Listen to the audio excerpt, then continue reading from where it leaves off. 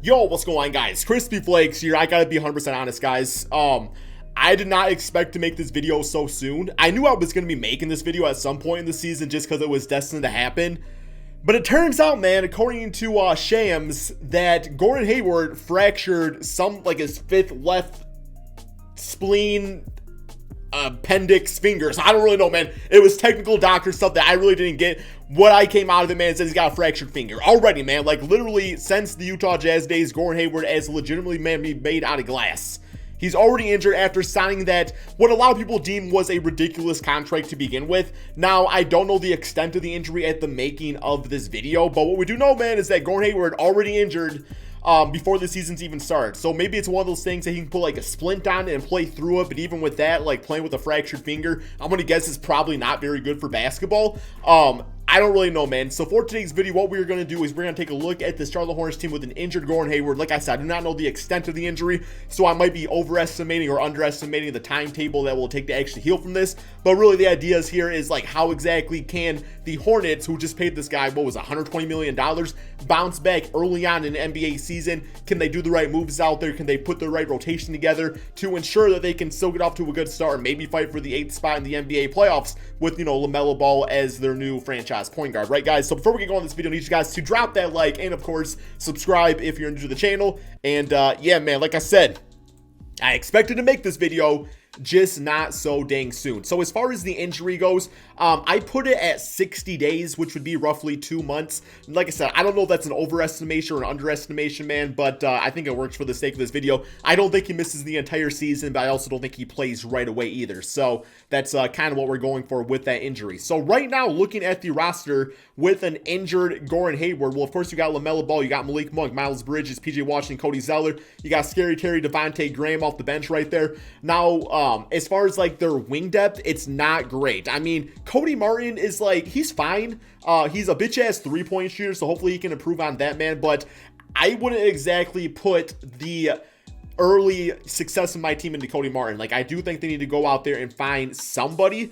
But I was hearing that like the Martins was doing pretty good like in the preseason. They also got Caleb Martin right here, who was a 6-point per game scorer, 54% from 3 last year, 6'5" player, so maybe he gets up an uptick in minutes. And obviously you got like Miles Bridges, who does have like starting experience. I still like Miles Bridges. I still kind of believe in him. I feel like he could be a little interesting playing off of like LaMelo Ball and stuff. But, you know, right now, early on his NBA career, it's looking more like, you know, more like a 6-man off the bench as opposed to a starting small forward, man. So it's definitely going to hurt the team. Now, what I'm thinking they probably do, okay, for one, I think we can all agree that Devontae Graham should be the starting shooting guard of this team, so we're instantly going to do that. Now, you could get a little interesting with things, and we could go with the whole, like, small forward 3-guard lineup thing with LaMelo, who is 6'7". I heard he's actually closer to, like, 6'8" now, actually, at the small forward spot. Now, defensively, it's going to be atrocious, but playmaking-wise, it could be a little fun, man. So you could do that, but what I honestly think they need to do is, for one, okay, I think LaMelo needs to be the starting point guard of this team, but I feel like at this point, it might be a good opportunity to trade away Terry Rozier. I feel like you can get something back for Terry, maybe like a decent point guard and like a decent small forward, where, for one, you know, you get like that depth once Gordon Hayward's back, but also at the same time, Terry Rozier signed this contract with this team to be the starting point guard. And that's not going to happen long-term with LaMelo. So, you know, obviously Terry Rozier is going to be a little upset by that. So, yeah, we are going to try to look for some sort of trade out here with Terry Rozier to see if we can get ourselves, ideally, a decent enough wing player, small forward, and a decent backup point guard, right, man? So, as far as talking somebody else into a trade, I guess maybe we can also put Malik Monk in a deal. I feel like he could probably have a good chance somewhere else. Maybe a 2nd-round pick. We'll just kind of see if that's, you know, a good offer right there, man. But we got to trade a Seth Curry, Danny Green. Okay, that's a little interesting. Doesn't really help the small forward position. We got Drew Holiday. That's not going to happen. Clint Capella, Chris Dunn, no. Mike Conley. That's actually a little bit of an interesting trade, but once again, it doesn't help the small forward spot, so yeah, I don't know why I'm doing that anyway. Hassan Whiteside, Buddy Hield, that's a crazy trade, but not going to happen. Mitch Robinson, no. Aaron Gordon, Terrence Ross?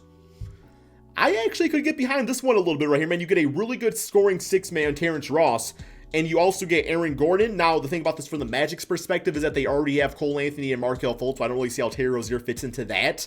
We got Tim Hardaway. Not a bad little trade. Tim Hardaway can play in multiple positions.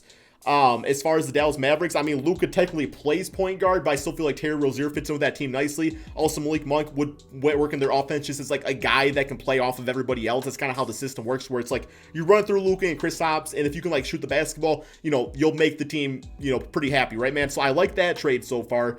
Will Barton, Monte Morris.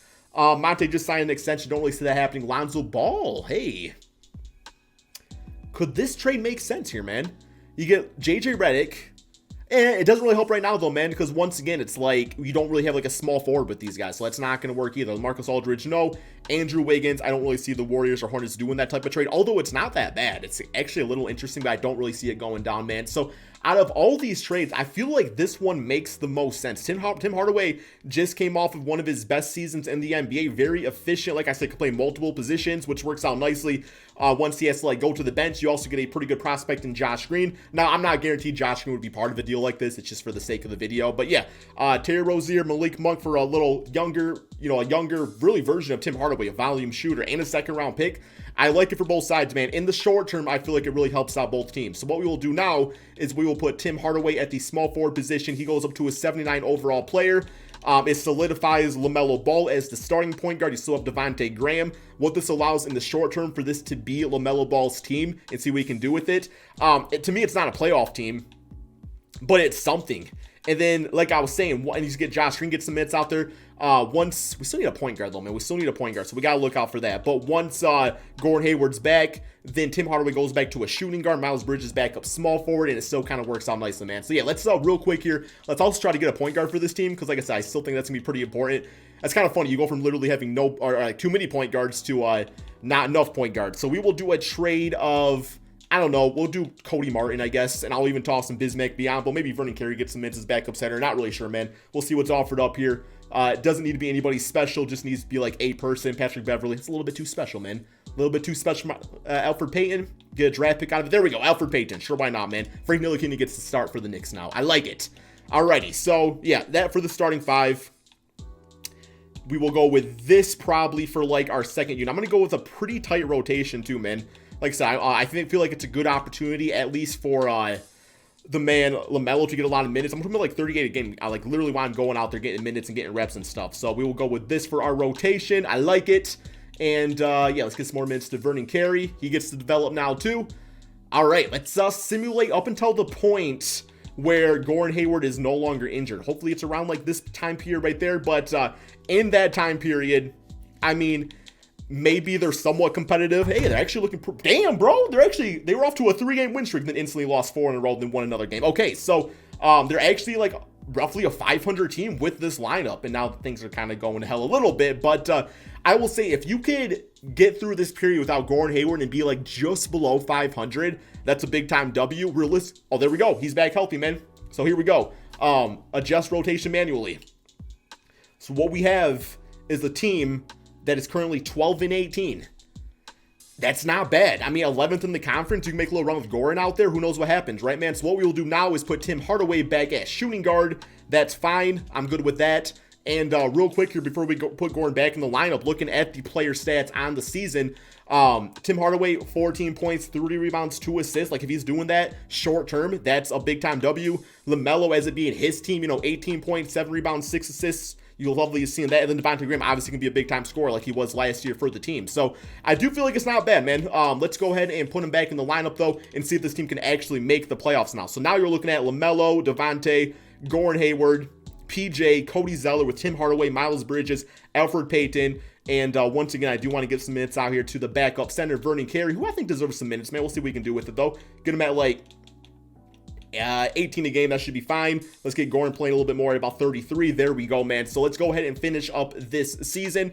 But no, I will say, if anything, it's got to be, they're actually playing worse now with Gordon Hayward in the lineup. I don't know, man. Like, I understand that Charlotte Hornets are not like the biggest market team out there. But I will say, if LaMelo Ball, I mean, they picked him with the idea of him being like the next Kemba Walker franchise point guard, right? Now, I will say, when Kemba was there, they did a poor job of getting players around Kemba. But LaMelo, he just seems to have like that energetic feel to him. And I hate to use this comparison, man, because he obviously is not that good compared to, like, I was gonna say Magic Johnson. Like, he has like that Magic Johnson, just like, oh my god, he just pulled off that pass, but it actually worked type of play set, right? So I mean, in the future, you could see players wanting to play with a guy like that, right? And what they've essentially done is they locked up, I mean, for the next 4 seasons, a ton of money into an injury-prone player.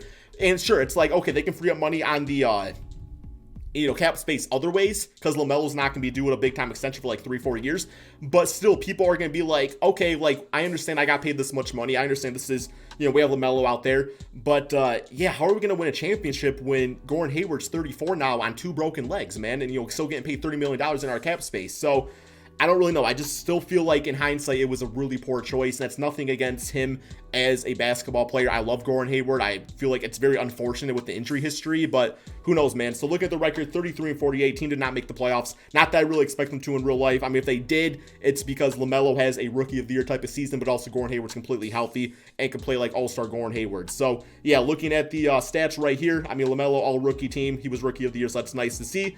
And I think Vernon Carey actually was a 2, not in the playoffs. Let's go to the player stats on the season real quick here, though, man. And make sure I'm actually still recording here. We are still recording, guys. So LaMelo, Devontae was nice. And then Gordon Hayward, coming off an injury, 15 points, 6 rebounds, 3 assists. I mean, decent numbers. I actually wish he would have shot a little bit more in the offense. 42% from 3. I mean, those are nice numbers. It's not worth $27 million, though, man. Like, I would have been happy if Gordon Hayward went to this team on like 15 mil a year. That would have seemed a little bit more realistic, about literally half the contract he got. But yeah, what do you guys think? We'll simulate the playoffs to you guys. I know you guys like to see who wins it all the time. Probably the Lakers.